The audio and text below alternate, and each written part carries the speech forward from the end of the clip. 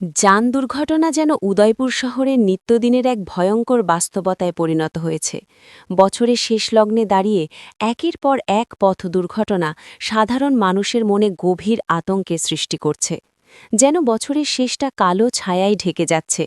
সাধারণ মানুষের মনে আজ একটাই প্রশ্ন, তাহলে কি এই বছরের শেষটাও পথ দুর্ঘটনায় মৃত্যুর মিছিলে হারিয়ে যাবে?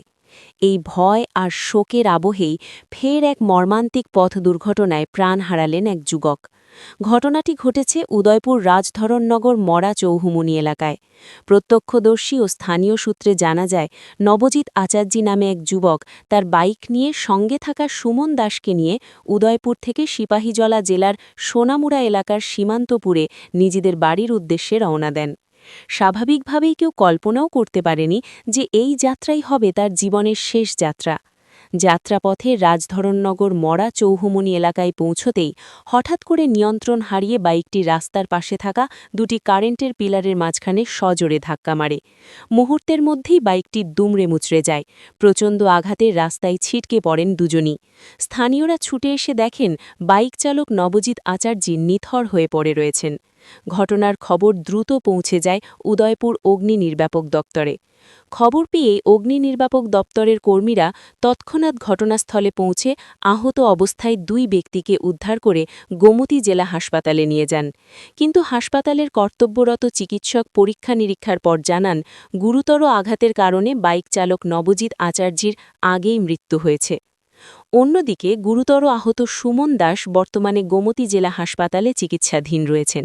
তার শারীরিক অবস্থা নিয়ে চিকিৎসকরা সতর্ক নজর রাখছেন।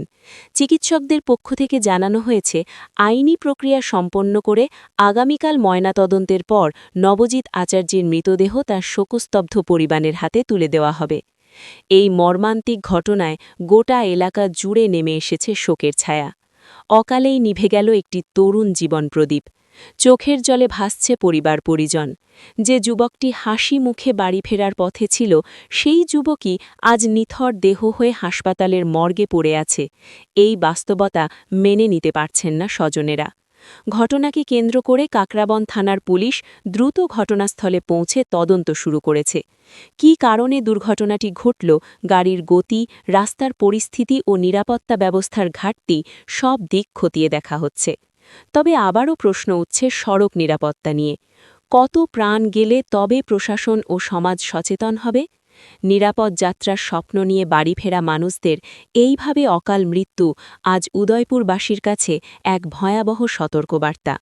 বছর শেষের মুখে দাঁড়িয়ে এই দুর্ঘটনা যেন আরও একবার মনে করিয়ে দিল, এক মুহূর্তের অসতর্কতাই কেড়ে নিতে পারে একটি সম্পূর্ণ জীবন, ধ্বংস করে দিতে পারে একটি পরিবার।